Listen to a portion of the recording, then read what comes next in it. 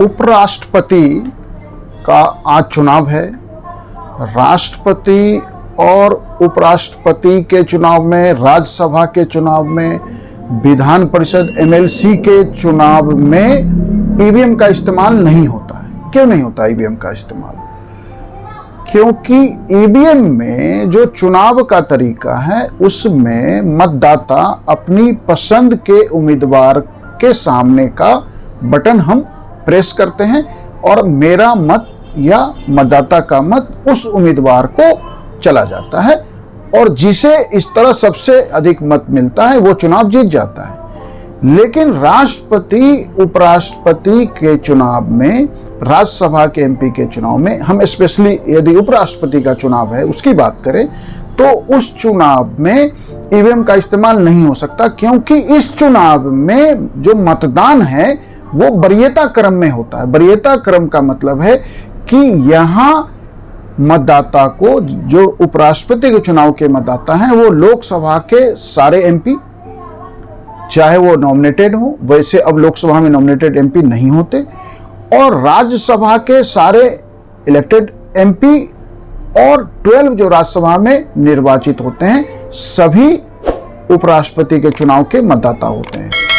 तो जो मतदाता हैं एमपी, उपराष्ट्रपति के चुनाव में उन्हें वरीयता देना होता है कि जैसे अभी 2 उम्मीदवार हैं, तो मतदाता के रूप में एमपी पहले विशेष पेन से अपना वरीयता क्रम लिखेगा कि यदि उसे एक्स उसकी पहली चॉइस है, पहली वरीयता है, तो उसे वो विशेष पेन से वहां नंबर देगा और फिर दूसरी वरीयता दे सकता है।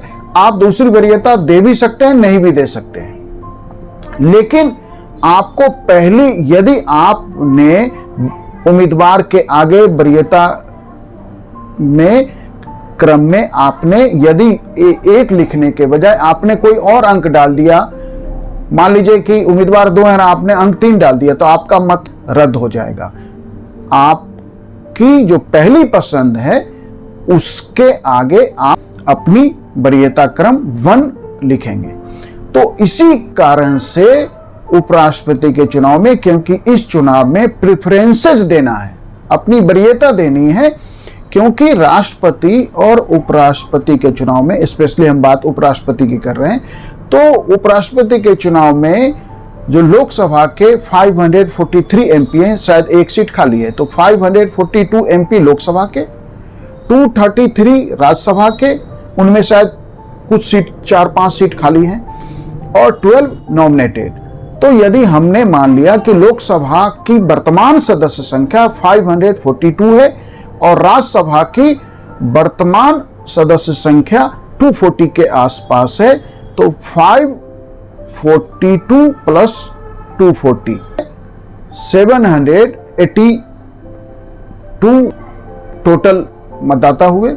अब 782 मतदाताओं के अगेंस्ट चुनाव जीतने के लिए, क्योंकि उपराष्ट्रपति का चुनाव प्रोपोर्शनल रिप्रेजेंटेशन से कराया जाता है, इसीलिए उसे 50% प्लस 1 वोट मिनिमम चाहिए, तभी चुनाव जीतेंगे ड्यू टू प्रोपोर्शनल रिप्रेजेंटेशन। अब यदि किसी उम्मीदवार को, मान लीजिए कि कुल जो हमने देखा कि मतदाता 780 के राउंड में हैं, उनमें से कुल 600 ने मतदान किया और किसी उम्मीदवार को 350 मत मिला, लेकिन 780 प्लस का 350, 50% प्लस 1 नहीं है, तो कोई भी चुनाव नहीं जीतेगा। मतलब उपराष्ट्रपति का चुनाव जो है वो रिजल्ट नहीं आएगा, रद्द हो जाएगा।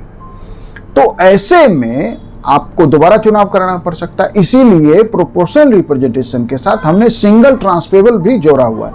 इसका अर्थ है कि वरीयता में, प्रेफरेंसेज में वोटिंग होगी कि यदि पहले प्रेफरेंस से जो न्यूनतम जीतने के लिए जो नंबर चाहिए प्रोपोर्शनल रिप्रेजेंटेशन के कारण वो नहीं आ रहा है, तो फिर दूसरी वरीयता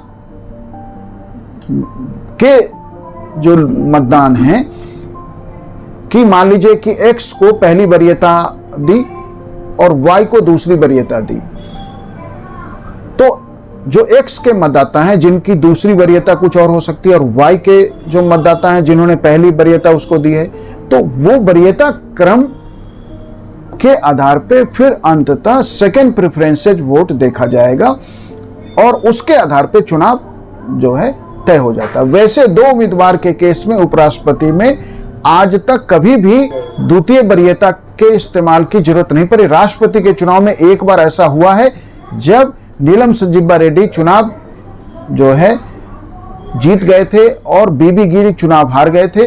सामान्यतः दो उम्मीदवार में इसकी जरूरत नहीं पड़ती है।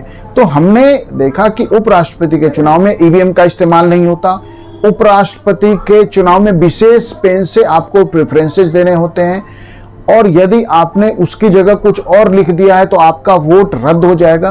तो ये ईवीएम के बिना चुनाव होता है, माने जो सिंपल बैलेट का सिस्टम है उससे होता है। उसमें भी आपको वरीयता देना है, वरीयता में आप कोई और पेन इस्तेमाल करेंगे तो भी आपका मतदान नहीं वोट काउंट होगा, वोट आपका रद्द हो जाएगा। विशेष पेन होता है, उसी पेन से आपको प्रेफरेंसेस देने हैं। तो इस तरह से उपराष्ट्रपति के चुनाव में ईवीएम का इस्तेमाल नहीं होता, विशेष पेन का इस्तेमाल होता है। वरीयता क्रम की जगह कुछ और लिखने से आपका वोट रद्द हो जाए। तो उपराष्ट्रपति के चुनाव में हमने देखा कि क्यों ईवीएम का इस्तेमाल नहीं होता, उपराष्ट्रपति के चुनाव में वरीयता क्रम प्रेफरेंसेज क्यों दिया जाता है, उपराष्ट्रपति के चुनाव में विशेष पेन का इस्तेमाल क्यों करना होता है मतदान के लिए। साथ साथ इसमें व्हिप जारी नहीं होता। ये व्हिप क्या होता है कि राजनीतिक दल अपने सदस्यों को व्हिप जारी करते हैं किसी विषय के समर्थन में या विरोध में वोट देने या बात रखने के लिए। लेकिन राष्ट्रपति और उपराष्ट्रपति के चुनाव में व्हिप जारी नहीं किया जाता। क्यों? क्योंकि यह चुनाव पार्टी सिंबल पे नहीं होता। जब पार्टी के सिंबल पे ही चुनाव नहीं है तो व्हिप जारी नहीं किया जाएगा। इसलिए उपराष्ट्रपति के चुनाव में व्हिप भी जारी नहीं किया जाता है। तो हमने उपराष्ट्रपति चुनाव के संदर्भ में जो चुनाव आज हो रहा है, हमने एक बातचीत आपसे की।